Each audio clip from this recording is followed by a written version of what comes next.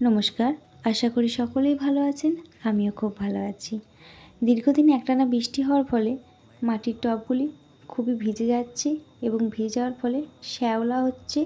শ্যাওলার ফলে টবগুলি দ্রুতই ভেঙে যাচ্ছে। এই সমস্যার সমাধানের জন্য আমি বাজার থেকে এই লাল রঙটি কিনে আনি। এই লাল রঙটিকে জল দিয়ে গুলে নিতে হয়, কোনো রকম তেলের ব্যবহার এখানে করা যায় না। তাই আমি 2:1 অনুপাতে রঙের মিশ্রণটি তৈরি করে নিচ্ছি।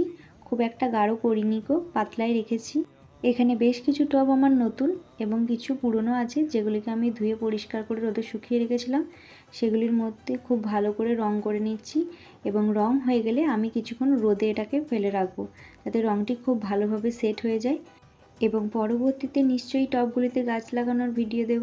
এখন তাহলে আসি, দেখা হচ্ছে পরের কোনো ভিডিওতে।